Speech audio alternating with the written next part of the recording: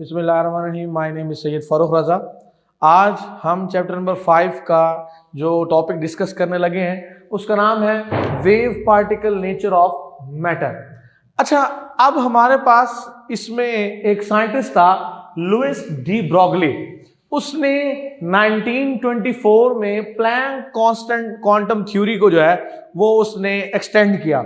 उसने कहा कि माइक्रोस्कोपिक जो ऑब्जेक्ट है, electron, proton, neutron, atoms, molecules, ये दो तरह के कैरेक्टरिस्टिक्स रखते हैं। दो तरह की कौन सी? एक वेव और दूसरा मटेरियल पार्टिकल।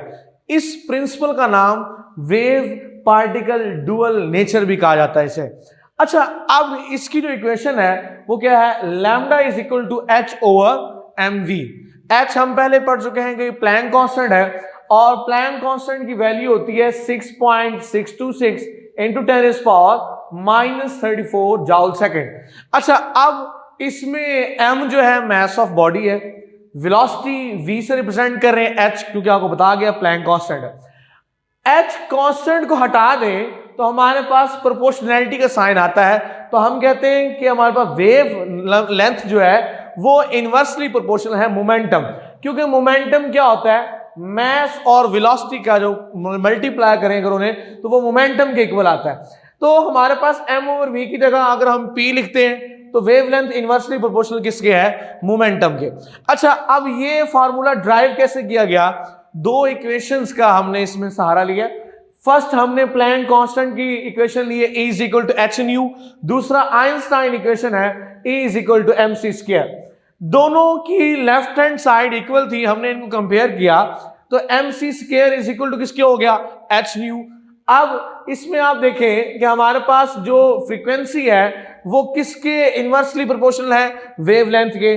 तो अब प्रोपोर्शनैलिटी का साइन लगाएंगे, ये प्लैंक कांस्टेंट थ्योरी वाली बात है। c जो है वो हमारे पास कांस्टेंट आ जाएगा। अच्छा, अब इसमें देखें आप कि ये 2 जो है ये c के ऊपर स्क्वायर था, ये इस c से कट जाएगा। अब हमारे पास क्या आएगा? h over lambda is equal to M C. ये यहां मल्टीप्लाई हो रहा है, इधर आके डिवाइड होगा। ये यहां डिवाइड हो रहा था, इधर आगे क्या होगा? मल्टीप्लाई। तो बेसिकली ये हमारे पास फार्मूला आ जाएगा lambda is equal to H over M C. अगर मटेरियल पार्टिकल देखें, ये वेव के लिए था, अगर मटेरियल के देखें तो c जो है वो किसके इक्वल हो जाएगा? v के। तो हम दोनों की अगर बात करते हैं तो हम c की जगह क्या लगा देंगे? v। तो हमारे पास क्या आएगी? डी ब्रॉगली इक्वेशन इसे कहते हैं, ये आ जाती है। अब इस इक्वेशन के अकॉर्डिंग क्या है? वेव लेंथ जो है वो हमारे पास मोमेंटम के इनवर्सली प्रोपोर्शनल है। अभी हमने पहले बात की है। अच्छा, अब इसमें हम ये भी कह सकते हैं कि वेव लेंथ जो है वो इनवर्सली प्रोपोर्शनल है मास ऑफ बॉडी के। जितना किसी बॉडी का मास ज्यादा होगा उतनी वेवलेंथ कम होगी, जितना मास कम उतनी वेवलेंथ ज्यादा। इनवर्स प्रोपोर्शन आ गया हमारे पास। अच्छा, अब एक एग्जांपल लेते हैं इलेक्ट्रॉन की। इलेक्ट्रॉन क्योंकि एक रिवॉल्विंग पार्टिकल है, वो 2.188 इंटू 10⁻⁶ की वेलोसिटी से मूव कर रहा था। प्लैंक कांस्टेंट की वैल्यू आपको पता है, मास हमने इलेक्ट्रॉन का पहले से फाइंड किया हुआ है। हम इस इक्वेशन के अंदर जो है अगर पुट करते हैं तो हमारे पास वैल्यू आती है 0.33 नैनोमीटर। तो ये हमारे पास वैल्यू आ गई प्रोटॉन की इन फर्स्ट ऑर्बिट। ये हमारे पास फर्स्ट ऑर्बिट की बात आई। अच्छा, अगर हम प्रोटॉन की बात करें, बाकी तमाम की तमाम वैल्यू सेम रहेंगी सिवाय इसके मास का। इसका मास जो है वो क्या होगा? डिफरेंट होगा। अच्छा, अब इस तरह से वैल्यू कैलकुलेट की तो इसकी वैल्यू, प्रोटॉन की वैल्यू 1836 टाइम्स स्मॉलर थी। वजह क्योंकि इसका मास जो है 1836 गुना ज्यादा था। तो इसलिए अगर हमने अल्फा पार्टिकल की बात की, अल्फा पार्टिकल हीलियम न्यूक्लिया होते हैं, उसमें भी सिर्फ मास का फर्क होगा, मास ज्यादा होगा। अच्छा, इसकी वेवलेंथ कितनी आई? 7344 टाइम्स स्मॉलर देन इलेक्ट्रॉन। इसकी वेवलेंथ इलेक्ट्रॉन से 7344 जो है टाइम स्मॉलर थी। तो इसके बाद अगर एक और हम एग्जांपल लें, 1 ग्राम एक कोई स्टोन है, कोई बॉडी जिसका मास 1 ग्राम है, तो अब उसकी वैल्यूज हमने इसमें पुट की तो अब आप देखें कि हमारे पास जो आंसर आता है वो आता है 6.626 इंटू 10⁻⁻30 मीटर। वेवलेंथ बहुत स्मॉल है क्योंकि -30 का साइन आया है। 10⁻⁻30। अब इसकी वजह क्या है, क्योंकि इसका मास जो था वो हैवी था। हैवी जो मटेरियल पार्टिकल होते हैं उनके साथ वेवलेंथ जो है वो बहुत छोटी होती है, वो कैप्चर नहीं कर सकते। तो माइक्रोस्कोपिक बॉडीज के बारे में हमें पता लगा कि इनके पास वेव ना होने के बराबर है। तो हम क्यों, क्योंकि इसका मास ज्यादा है। मास का रिलेशन मैं पहले ही आपको ऑलरेडी यहां बता चुका हूं, मास बड़ा होगा तो वेवलेंथ क्या होगी, स्मॉलर होगी। अच्छा, अब इसकी एक्सपेरिमेंटल वेरिफिकेशन देखें। दो अमेरिकन साइंटिस्ट थे 1927 में। हम एक साइंटिस्ट का नाम अंडरलाइन कीजिएगा, डेविसन था, और एक का नाम जर्मर था। इन्होंने टंगस्टन फिलामेंट से इलेक्ट्रॉन को प्रोड्यूस करवाया, उनको एक्सेलरेट करवाया, पोटेंशियल डिफरेंस अप्लाई किया चार्ज प्लेट्स के दरमियान। इन्होंने ऑब्जर्व क्या किया कि एक्सेलरेटेड इलेक्ट्रॉन जो है वो डायफ्रैक्ट हुए। डायफ्रैक्शन का फिनोमेना आपने वेव के बारे में पढ़ा हुआ है कि वेव यहां से कोई आ रही है ऐसे, तो वो ऐसे होती है डायफ्रैक्ट। दो तरीके से इसके अंदर डायफ्रैक्शन हो रही है। तो उन्होंने कहा कि वेव की तरह से ये इलेक्ट्रॉन की जो है उसके अंदर डायफ्रैक्शन हुई है। कब डायफ्रैक्शन की है उसने, जब इनको हम निकल क्रिस्टल पे हम फॉल करवाते हैं। तो ये एक उसने प्रूव किया, और इसके बाद इन्हें नोबेल प्राइज जो है से अवार्ड किया गया उन्हें, क्योंकि इससे डुअल नेचर जो है इलेक्ट्रॉन की जो है वो फाइंड हो गई थी कि इसमें वेव वाली प्रॉपर्टीज भी आ गई और मटेरियल वाली भी। तो ये इन दोनों साइंटिस्ट ने प्रूव किया experimentally dual nature of material particle. अच्छा जी, आगे जो टॉपिक है वो हेजनबर्ग अनसर्टेनिटी प्रिंसिपल है। अच्छा, एक साइंटिस्ट था हेजनबर्ग, 1927 में उसने ये पेश की थ्योरी। उसने कहा नामुमकिन है मेजर करना इलेक्ट्रॉन की पोजीशन और मोमेंटम।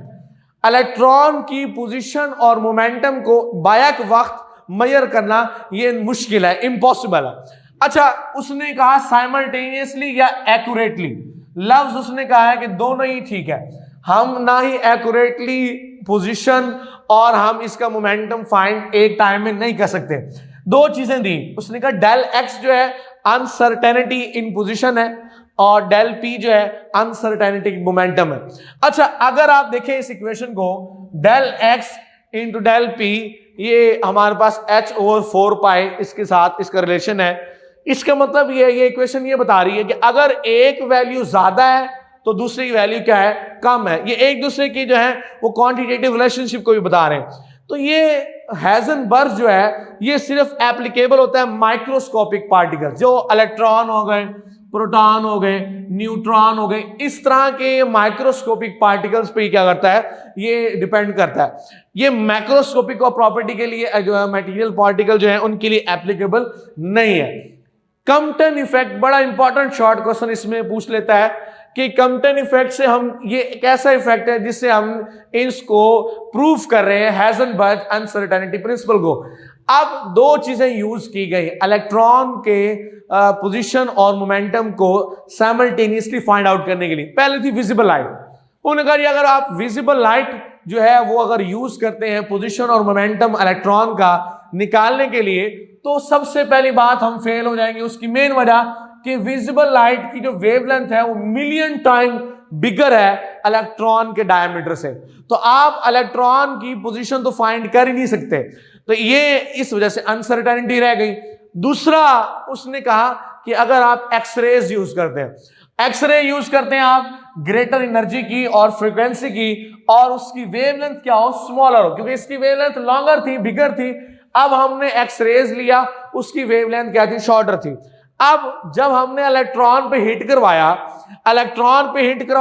तो उससे एनर्जी ली उसने, एक्सरे से इलेक्ट्रॉन ने एनर्जी ली और उसका मोमेंटम क्या हो गया, चेंज हो गया।